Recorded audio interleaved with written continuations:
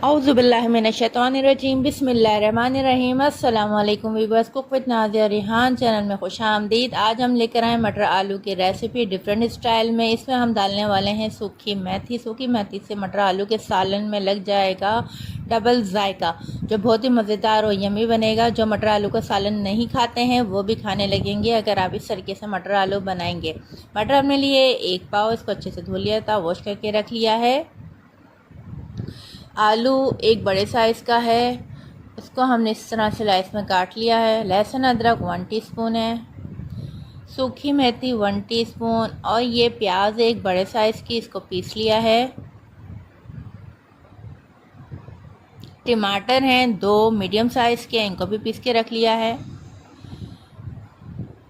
सूखी मेथी को अच्छे से धो लेगा, वॉश कर लेगा। अभी हमने इसको पानी में डाल के रखा हुआ है ताकि और मज़ीद ये फूल जाए। अब जल्दी से हम रेसिपी स्टार्ट करते हैं।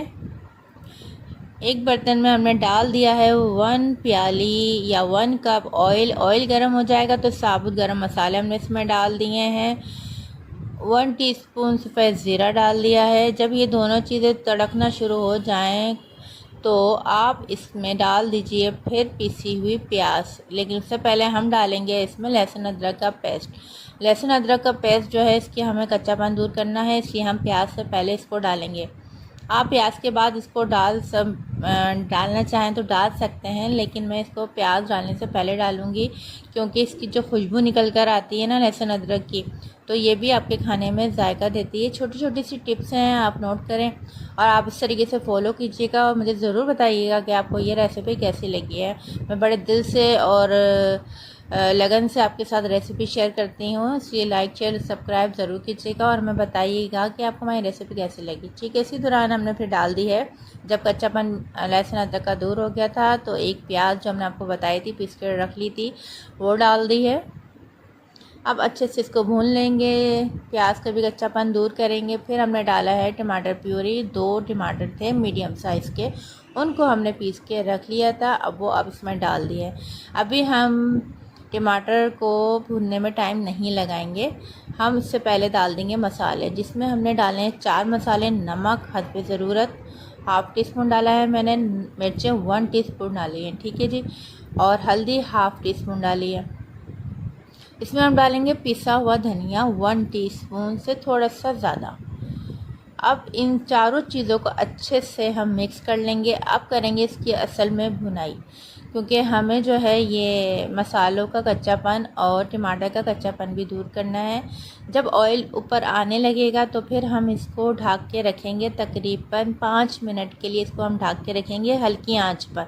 हल्की आंच पर रखने से ये होगा कि हमारा मसाला जो है और मज़ीद अच्छे से पक जाएगा और बहुत अच्छा सा खूबसूरत सा इसका कलर आ जाएगा।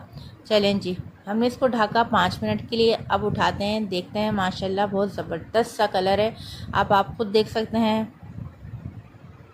खुशबू भी बहुत अच्छी सी आ गई है। हालांकि अभी इसमें हमने ना मटर डाली है और ना आलू डाले हैं। मसाला ये बहुत ज़बरदस्त ग्रेवी बन के तैयार हुई है। अब हमने इसमें डाल दिया है 1 प्याली या 1 पाव मटर डाल दी है।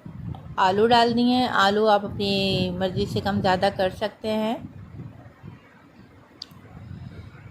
अब इसको हम भूनेंगे इसी मसाले में, तकरीबन 2 मिनट भूनेंगे ताकि मसाले का फ्लेवर जो है मटर और आलू में अच्छे से बैठ जाएगा।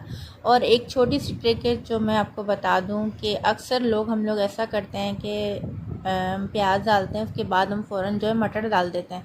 फ़ौरन मटर डालेंगे ना तो आपके मटर जो है वो अकड़ जाएंगे। ऐसे ही छोलों के साथ भी होता है। तो इसलिए आप जब भी मटर या छोलों का इस्तेमाल करें तो आप इसको जो है मसाला भुनने के बाद डालें, ठीक है जी।